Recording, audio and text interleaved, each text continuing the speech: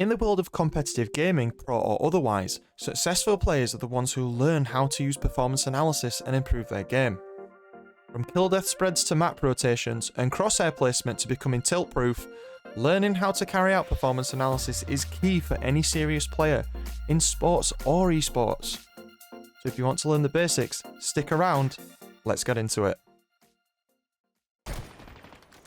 Hey guys, Vanadam here. So this week we're going to look at performance analysis. We're going to try and give you the basics as to what it is and what goes into it. So what is performance analysis? Well, performance analysis is the process where an individual uses information available to them to review or critique a player in a real or virtual environment. And the goal of this is to help them improve through meaningful and realistic targets and actions over a period of time. If you know any friends that take esports seriously, or even yourself if you're playing games quite often, you may have even done some form of performance analysis yourself in the past and not really realised it. So where does performance analysis happen on a day-to-day basis? Performance analysis is used in many different sports, esports, traditional sports, in anything, even in jobs. And if you've ever been watching TV, you may have even seen some things like this, such as this clip for a match of the day. If you watch esports on Twitch TV, or if you look at VODs on YouTube afterwards, you may have even seen a video like this one as well, which was taken from the League of Legends World Championship Series in 2019, and commentated by Jacked. In the case of both of these clips, there's clearly some basic form of performance analysis going on, and you can tell that that's happening because they're looking at what's happened and they're trying to draw conclusions as to why events unfolded in the way that they did. So really then, we should kind of talk about where you can actually do performance analysis in esports. And some of the programs we're about to discuss, you may have already been exposed to them in the past through titles that you already play.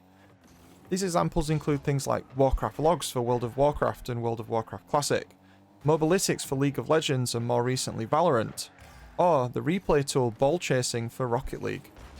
There are also many other platforms and opportunities you can use to carry out performance analysis through replays as well, and these might be things like OBS or Overwolf. There are also a big host of stat tracking websites as well, and these can be things like Tracker Network. All of these together can be used for performance analysis, and we're going to look at why you would do a performance analysis, what you would get out of it, and the different types next.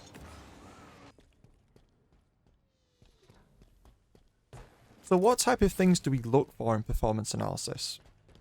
Typically, good coaches or players go into performance analysis with specific ideas or developmental targets in mind, but generic game sequence overview is still used. Some sessions focus on specific things, and these could be some of the following: looking at player limitations, focusing on team synergy, looking at in-game communication, decision making and macro play, or mechanics and moment-to-moment ability. And this isn't just limited to individual games either, and in fact the best performance analysis is never done on one game, but looks at factors and outcomes over a series of games, and in some games for some players, it might even be over an entire season.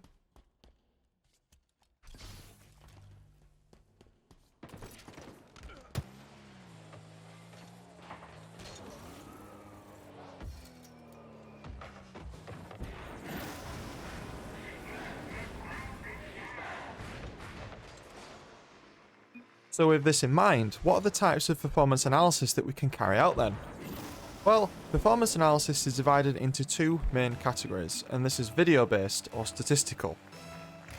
Video-based performance analysis can be used in two different ways: sequence and full match. Full match is pretty simple to understand, and is where an entire game is reviewed all at once.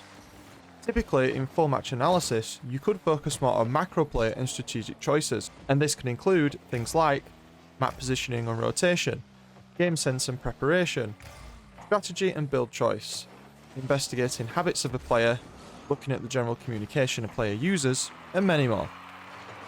In sequence breakdowns, like the League of Legends video that we showed earlier, there is much more focus generally on events that happened in a certain time period, and this could be over 10 seconds, a team fight for example, or it could be a full round in games like Valorant or CSGO.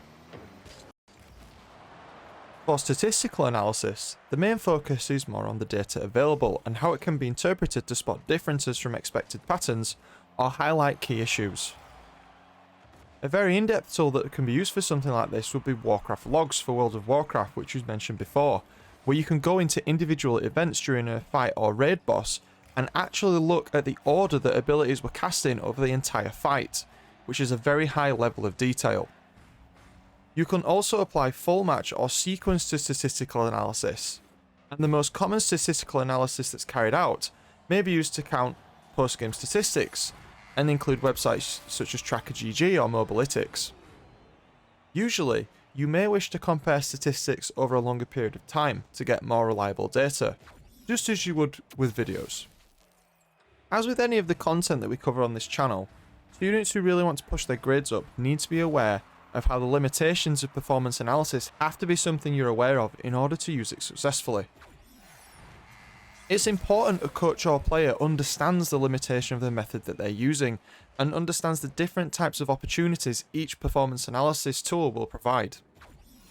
Typically speaking, video performance analysis gives you much more context for the events that play out in a game, and not all deaths in games are bad, especially if it helps you take an objective or gain a game-altering advantage. There's often this stigma that's attached with being top frag looking good on the statistics, but putting yourselves into risks that you aren't necessarily aware of will have a negative impact in high-level play. Similarly, statistical analysis can have its limitations as well, and seeing as statistics are raw numbers, they don't really give context to events or decisions made in the game, and could generally infer ideas about the general outcome. It's dangerous to make sweeping statements about players without the context of the game that's being played. And so what this means is that the best coaches and players use multiple tools at the same time, because of the drawbacks of each of these methods. And with that, we've covered the basics of performance analysis. So where does this leave us for a summary?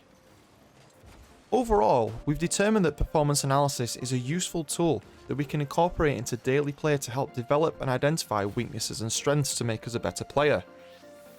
We've discussed that different platforms you could use allow you to carry out performance analysis in different ways, and don't forget there's many more available that we haven't discussed in this video. We've also outlined the different ways performance analysis can be used, but most importantly, the limitations associated with those methods as well. If you found this video useful, then check back next week when we'll be going over an example performance analysis of a Halo Infinite match, and in that video we're going to tell you exactly how to carry out an effective performance analysis, from using things like statistics and the playback data of a video, to keeping your own time logs and setting meaningful actions and targets for a player. I hope you've enjoyed this video this week, and I'm really enjoying getting into these Unit 2 assignments and learning objectives. They tend to be the ones that students enjoy much more.